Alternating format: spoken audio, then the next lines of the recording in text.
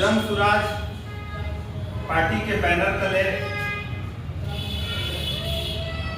हम अधिवक्ताओं का जो यह बैठक चल रहा है, देश को कैसे आगे बढ़ाए इसकी रणनीति के लिए हम लोग जुटे हुए। बिहार की राजनीति और देश की राजनीति अगर पढ़े लिखे लोग प्रोफेसर, डॉक्टर, इंजीनियर और वकील नहीं समझे और उसमें हस्तक्षेप नहीं करें तो हम समझते हैं कि हम लोगों को वकील होने का कोई करें तो ये अधिवक्ता के लिए अच्छी बात नहीं है और देश हित में भी अच्छी बात नहीं है। अधिवक्ताओं का एक इतिहास रहा है। आप जब आज़ादी के समय देखेंगे इतिहास के पन्नों को तो उसमें देश को आज़ाद कराने के लिए जिन नेताओं ने अपना योगदान दिया है और बढ़ चढ़ करके हिस्सा लिया है, उनके योगदान के बिना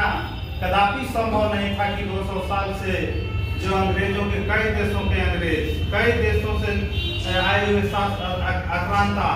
आक्रमणकारियों का जो डच, पुर्तगाल, फ्रांस, तमाम इंग्लैंड सभी लोग अपने देशों पे जो राज किए और हम कई रियासतों में जो बिखरे हुए थे उन सब को एकजुट करके और आज़ादी के जो खुशनुमा माहौल और ये देश में हर रंगों का खिलता हुआ जो बाग आज हम लोगों के बीच है, इसमें योगदान बहुत हद तक अधिवक्ताओं का रहा है। अन्य आरक्षण देंगे, वाकई में आरक्षण की जरूरत है, उनको मिलता नहीं है, लेकिन ये हम देश को, देशवासियों को आपस में उलझाने और बिगाड़ने के लिए, माहौल को बिगाड़ने के लिए ऐसा कहा जाता है। उन सब के बीच देश में एक नया विकल्प के तौर पर हम लोगों के बीच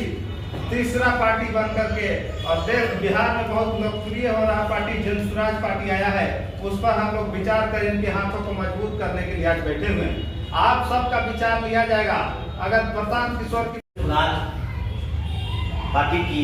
बैठक हो रही है और ये ऐसी पार्टी है कि इस पार्टी में बुद्धिजीवी, पढ़े लिखे लोग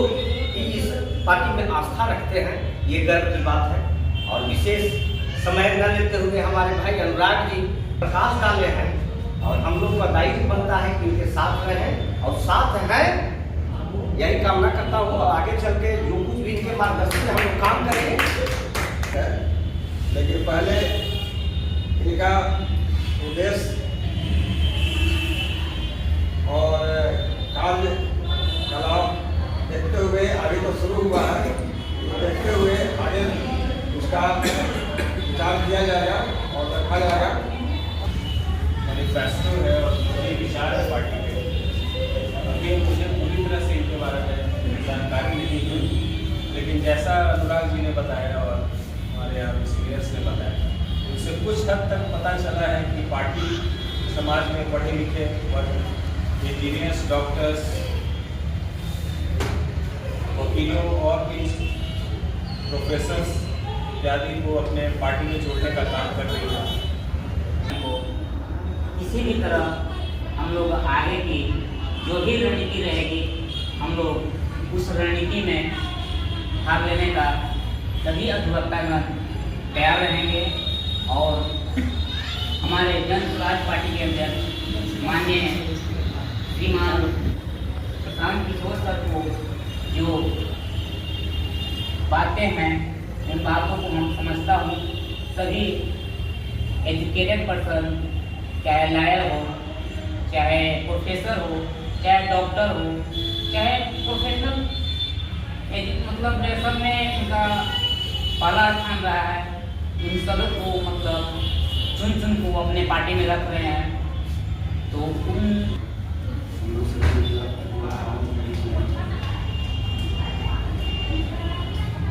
स्थानीय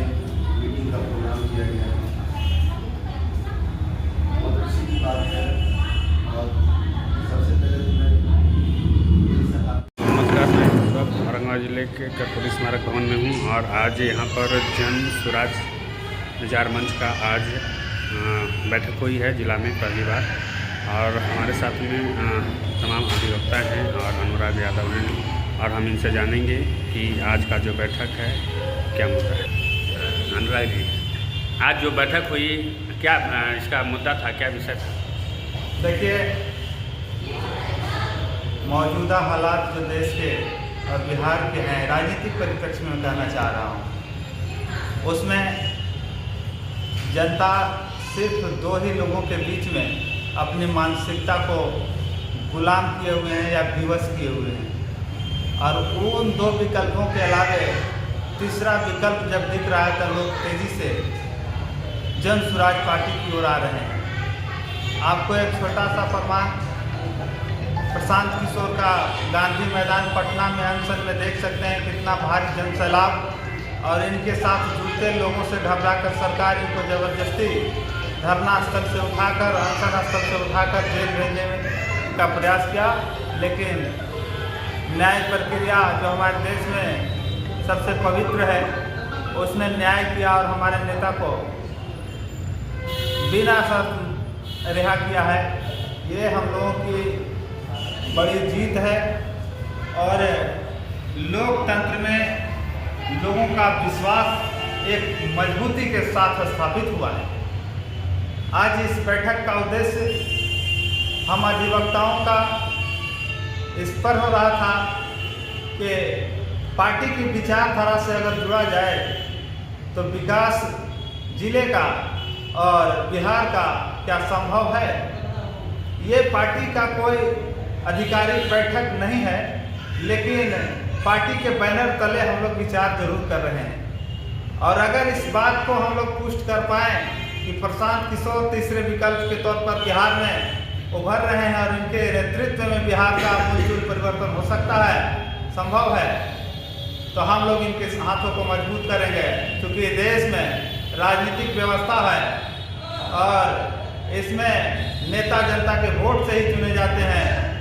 पार्टी की व्यवस्था है, बहुदलीय व्यवस्था है, तो उम्मीदवार भी आएंगे और उम्मीदवार ही जीत करके जाएंगे तो सदन में हमारी आवाज़ उठाएंगे, हमारे लिए कल्याणकारी योजनाओं का निर्माण करेंगे। और अगर नए लोग नहीं गए तो वही धूरियों के बीच के लोग जाएंगे, तो बात वही रह जाएगी कि बोतल बदला है, शराब वही रह गया है। इसीलिए पूरी तरह परिवर्तन के लिए हम लोग विचार कर रहे हैं प्रशांत किशोर जी के नेतृत्व को स्वीकार करने के लिए, और इसी विषय पर आज चर्चा हो रही है।